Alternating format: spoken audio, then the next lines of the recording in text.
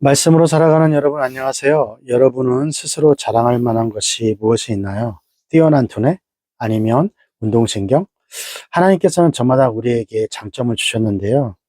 그렇, 그렇다면 어떻게 하면 이런 장점들을 그리고 나에게 주어진 환경과 상황들을 잘 사용할 수 있을까요? 오늘 말씀을 통해 함께 살펴보도록 하겠습니다. 오늘 말씀은 사무엘하 18장 1절에서 18절까지의 말씀이 되겠습니다. 함께 읽도록 하겠습니다. 이에 다윗이 그 함께한 백성을 계수하고 천부장과 백부장을 그 위에 세우고 그 백성을 내어 보낼새 3분의 1은 요압의 수하에 3분의 1은 수르야의 아들 요압의 동생 아비새의 수하에 붙이고 3분의 1은 가드 사람 이때의 수하에 붙이고 백성에게 이르되 나도 반드시 너희와 함께 나가리라. 백성들이 가로되 왕은 나가지 마소서. 우리가 도망할지라도 저희는 우리에게 주의하지 아니할 터이요. 우리가 절반이 죽을지라도 우리에게 주의하지 아니할 터이라. 왕은 우리의 만명보다 중하시오니 왕은 성에 계시다가 우리를 도우심이 좋으니이다. 왕이 저에게 이르되 너희가 선이 여기 있는 대로 내가 행하리라 하고 문 곁에 섬에 모든 백성이 100명씩 1000명씩 대를 지어 나가는지라. 왕이 요압과 아비새와 이때에게 명하여 가로되 나를 위하여 손은 압살론을 너그러이 대접하라 하니 왕이 압살론을 위하여 모든 군장에게 명령할 때에 백성들이 다 들으니라. 이에 백성이 이스라엘을 치러 들로 나가서 에브라임 스풀에서 싸우더니 거기서 이스라엘 무리가 다윗의 신복들에게 패하매 그날 그곳에서 살육이 커서 2만에 이르렀고 그 땅의 사면으로 퍼져 싸웠으므로 그날의 스풀에서 죽은 자가 칼에 죽은 자보다 많더라. 압살롬이 다윗의 신복과 마주치니라. 압살롬이 노새를 탔는데 그 노새가 큰 상수리나무 번성한 가지 아래로 지날 때에 압살롬의 머리털이 그 상수리나무에 걸림에 저가 공중에 달리고 그 탔던 노새는 그 아래로 빠져나간지라. 한 사람이 보고 요압에게 고하여 가로되 내가 보니 압살롬이 상수리나무에 달렸나이다. 요압이 그 고한 사람에게 이르되 네가 보고 어찌하여 당장에 쳐서 땅에 떨어뜨리지 아니하였느냐. 내가 네게 은 10개와 띠 하나를 주었으리라. 그 사람이 요압에게 대답하되 내가 내 손에 은 1000개를 받는다 할지라도 나는 왕의 아들에게 손을 대지 아니하겠나이다. 우리가 들었거니와 나와 왕이 당신과 아비새와 이때에게 명하여 이르기를 삼가 누구든지 손은 압살론을 해하지 말라 하셨나이다. 아무 일로 왕 앞에 숨길 수 없나니 내가 만일 거역하여 그 생명을 해하였더라면 당신도 나를 대적하였으리이다. 요압이 가로되 나는 너와 같이 지체할 수 없다 하고 손에 작은 창을 셋을 가지고 가서 상수리 나무 가운데에서 아직 살아있는 압살론의 심장을 찌르니 요압의 병기를 맡은 소년열이 압살론을 에워싸고 쳐 죽이니라. 요압이 나팔을 불어 백성들로 그치게 하니 저희가 이스라엘을 따르지 아니하고 돌아오니라. 우리가 압살론을 옮겨다가 숯불 가운데 큰 구멍에 던지고 그 위에 심히 큰 돌무더기를 쌓으니라. 온 이스라엘 무리가 각기 장막으로 도망하니라. 18절 압살론이 살았을 때에 자기를 위하여 한 비석을 가져 세웠으니 이는 저가 자기 이름을 전할 아들이 없음을 한탄함이라. 그러므로 자기 이름으로 그 비석을 이름하였으며 그 비석이 왕의 골짜기에 있고 이제까지 압살론의 기념비라 일컫더라. 하나님의 인도하심으로 다윗과 그 일행들은 다시 일어나 전투를 합니다. 지금까지 수많은 전투를 준비해온 다윗의 모습을 떠오르게 하는 장면입니다. 다윗은 함께 나가서 싸우겠다라고 합니다. 하지만 군사들은 다윗의 생명이 1만 명과 같다고 하면서 다윗을 말립니다. 이 말은 사무엘하 17장 2절에서 3절 말씀에 아이도벨이 다윗만 죽이면 끝난다는 말이 생각이 납니다. 전투가 시작되기 전 다윗은 당부의 말을 하는데요.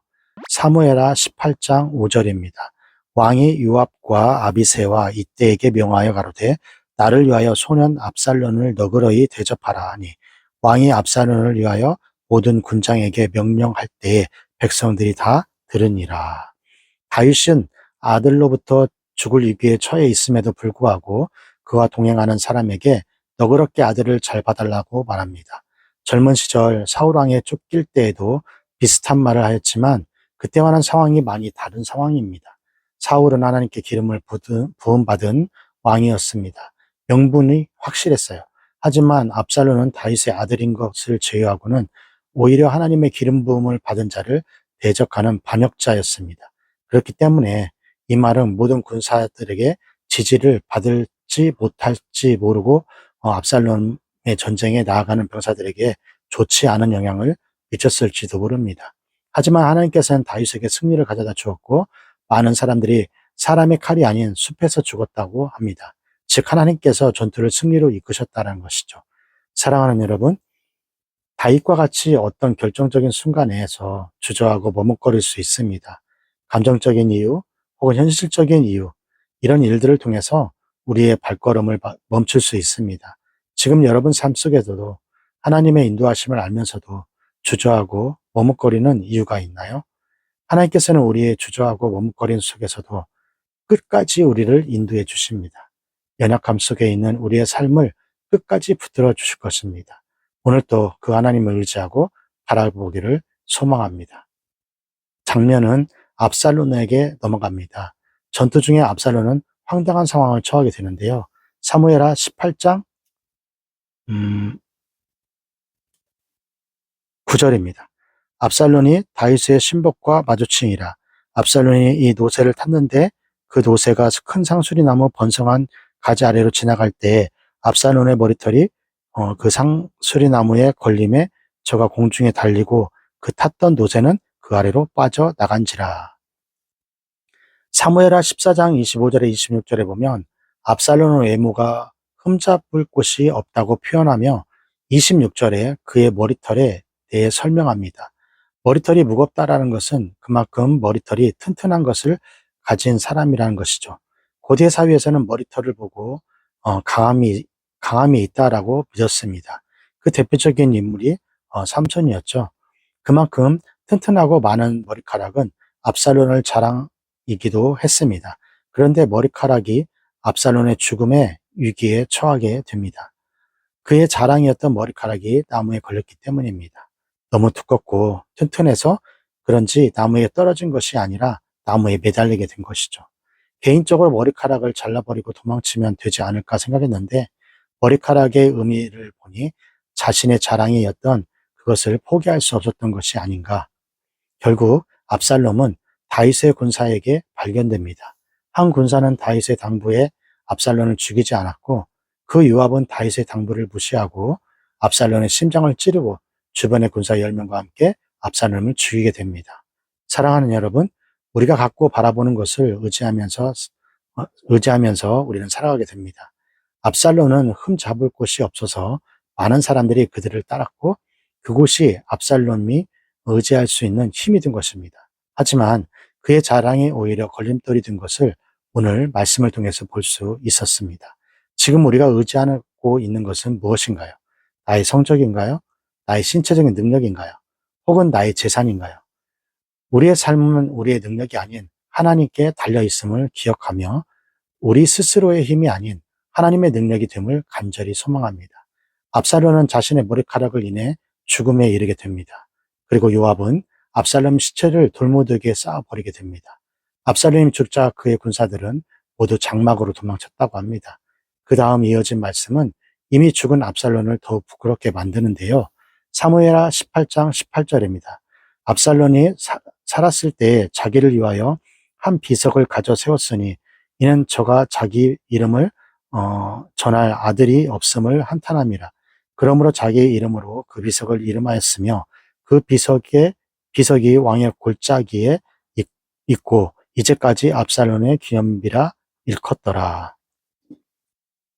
압살롬은 자신의 영광을 위해 왕의 골짜기에 자기 스스로 기념비를 세웠습니다. 자신을 기념해 줄 아들이 없었기 때문입니다. 이 말씀에서 압살롬이 얼마나 외롭고 누군가에게 인정받고 싶은 마음이 강한지를 느낄 수 있었습니다.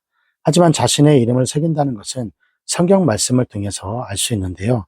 창세기 11장 4절에 보면 또 말하되 성읍과 탑을 건설하여 그 탑 꼭대기를 하늘에 닿게 하여 우리의 이름을 내고 온 지면에 흩어짐을 면하게 하자 하였더니 우리를 위해 이름을 내고 자신들을 위해 탑을 쌓았던 사람들의 모습을 표현하고 있습니다. 하나님의 이름이 아닌 자신들의 이름을 위해 살아간다는 것은 큰 죄악임을 알 수 있어요. 사랑하는 여러분, 우리 또한 삶의 순간순간 속에서 나의 이름을 위해 높이기 위해 살아갈 때가 너무 많습니다. 그렇다면 여러분은 어떤가요? 내 이름, 내 행적, 내 발자취를 남기기 위해 살아가고 있지 않나요? 나의 이름을 나의 성공을 위해 살아가는 것이 아닌 나를 통해 높임받듯이 하나님의 이름, 하나님의 영광이 되기를 소망합니다. 자, 여기까지가 사무엘하 18장 1절에 18절 말씀이 되겠고요. 오늘 말씀을 통해서 우리는 무엇을 묵상하고 또 무엇을 적용해야 할까요? 첫 번째, 하나님의 인도하심 속에 주저했던 경험이 있나요? 오늘 말씀을 통해서 연약한 다윗을 승리로 이끄셨던 하나님의 손길, 그리고 자신의 능력을 의지하던 압살롬의 추후를 보았어요. 우리 또한 압살롬과 같이 내가 가진 것들만을 의지하며 삶을 계획하며 살아가게 될 때가 너무 많습니다. 지금 우리가 가진 것보다 더 많은 것을 준비하시고 계획하신 하나님의 손길을 바라보며 의지할 수 있기를 소망합니다. 두 번째, 압살롬이 자기를 위한 비석을 만들었듯 나도 내가 있는 자리에 하나님의 이름보다 내 이름, 내 흔적, 내 발자취를 남기기 위해 애쓰고 있는 면은 없나요? 오늘도 이 부분들을 곰곰이 생각하면서 혹시 내 이름, 내 흔적, 내 발자취를 남기려고 그렇게만 살고 있지 않는가 오늘도 생각하면서 오늘도 하나님 앞에 인도함을 받는 그런 삶을 살기를 주님의 이름으로 축원합니다. 교육부 구호 힘있게 외치고요. 오늘 큐티 마치도록 하겠습니다. 교육부 구호 시작! 공부 잘해 남주자, 돈 많이 벌어 남주자, 은혜 많이 받아 남주자.